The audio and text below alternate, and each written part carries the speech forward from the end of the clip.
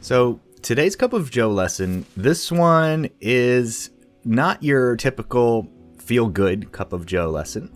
I think every once in a while, we need the kind of lesson where somebody just tells it to us straight. A good reminder of the importance of our work, the importance of the action we take, and why it all matters. So the topic of today's Cup of Joe lesson was inspired by a book I started, Die Empty.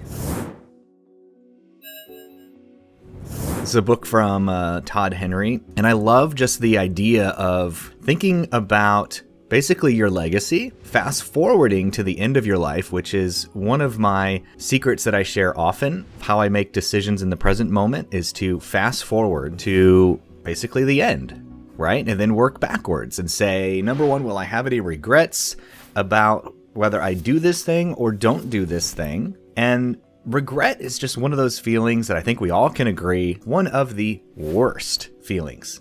It triggers the worst of emotions because with regret, there's not a lot you can do with it. It just is. Regret is the product of the decisions that you made or didn't make. And I don't think there's any bigger blessing than at the end of our lives to have as little of these as possible. And I've shared with you before, I think I might have a unique perspective on this, and it's one of the silver linings, at least the way I choose to look at it, of losing my parents both at an early age. I was able to see this. I was able to see it firsthand. I was able to have enough time with my parents as they experienced their last days, their last weeks, and their last months. Both of my parents died of cancer. I think, strangely, both of them unfortunately found out, by the time it was too late, stage 4. My dad of pancreatic cancer, my mother of ovarian, two of the worst. But I think both of them had about 4 months to live from the time they found out. And so just enough time to have a lot of meaningful conversations, a lot of deep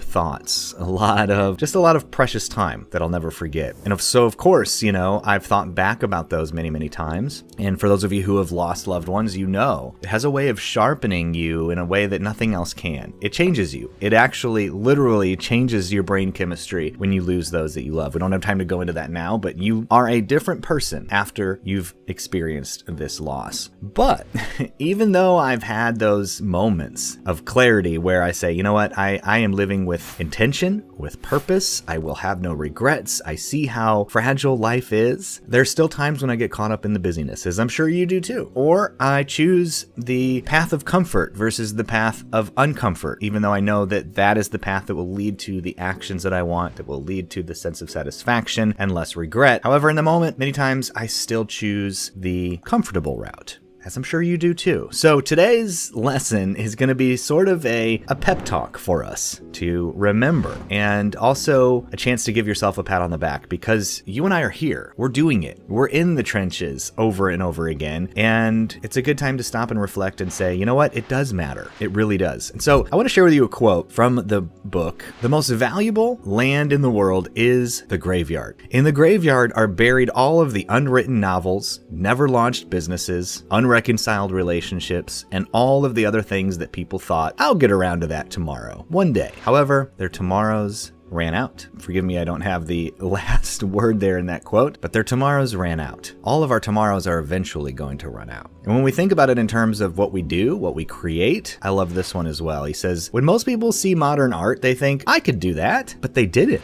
That is the difference between consumer and creator. And isn't this the problem with intentions? Many times we judge ourselves by our good intentions, thinking, I could do that, or I'm gonna do that, I will do that one day, right? But you're not doing it. You may never do it. Doesn't matter how good of intentions you had about doing the thing. That is the difference between those that truly create and those that just have good intentions. Another part he tackles in the book, which I've never really heard it put this way, is he says, you probably heard, how people always say, no one ever lay on their deathbed wishing for another day of work. I would refer back to that quote all the time to remind myself of how important it is to be present with my family and my kids, because I can very easily spend too much time at work. I can very easily be labeled a workaholic because I enjoy my work so much and I love it, and there's always something else to be done. And so I've always referred to that quote as a reminder to spend time with my family. But there's another side of that may be untrue. Perhaps it's a little dangerous because what it implies. See, first, he goes on to say that there's a great many people that do regret not having treated their life with more purpose. And they'd give anything to have one more chance to approach it with the kind of intention and conviction that those on their deathbed realize. They know that they consistently ignored those like small twinges of intuition, those little insights that pop into your head, those little times of inspiration and insight. They recall how they cowered away from risk in favor of, like I said, comfort. They spend their days regretting their past decisions rather than taking aggressive steps to redirect their life in a more hopeful and impactful direction. I think there are a lot of folks on their deathbed that wished they would have taken action over comfort. I know that I will be one of those if I don't choose the right choice in the moment. And that's where this whole die empty comes from. He says, I want to know, and I want you to know, I want us to know that if we lay our head down tonight and we don't wake up tomorrow, that we've emptied ourselves of whatever creativity is lingering inside,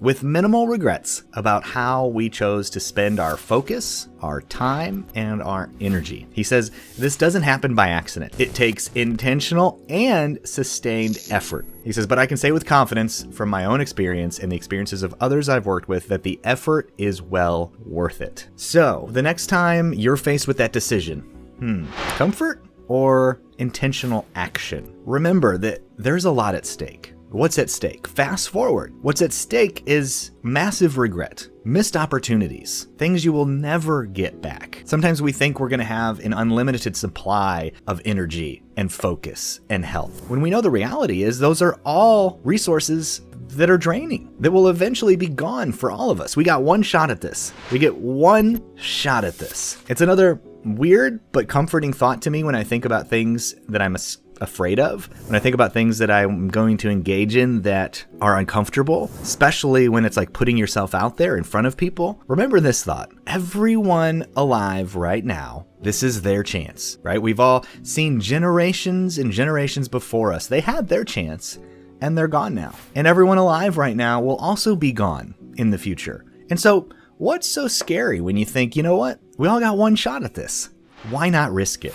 Why not take that action? Why not choose the uncomfortable path that has all the rewards instead of the comfortable one that everybody else chooses but winds up with massive regret? What if we did die empty? What a tragedy it would be to die with all of these talents and all of these gifts and all of the experience, insight, and wisdom and creativity still trapped inside of us that we never let out for fear of what?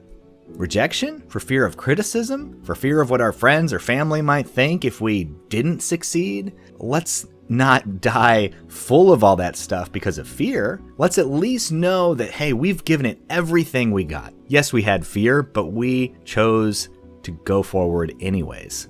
Then I think we shall die with a feeling and a sense of accomplishment, with satisfaction, knowing we put it all out there. We loved with intention. We worked with intention. We did it all. So I know this is a little deeper cup of joe than normal, but I couldn't stop thinking about those phrases as I was reading those books, and I couldn't help but put them together with the experiences I've had in my own life from, watching loved ones in the end of their days and thinking through that will be me one day. And what do I want to remember? What do I want to look back on and be proud of? And which things would I have regret over if I did or didn't do? A sobering reminder, but one that I think we should all keep close to us, because in those times of difficulty when we just don't feel like doing it, we're not motivated, maybe this thought can help you overcome that and stay the course.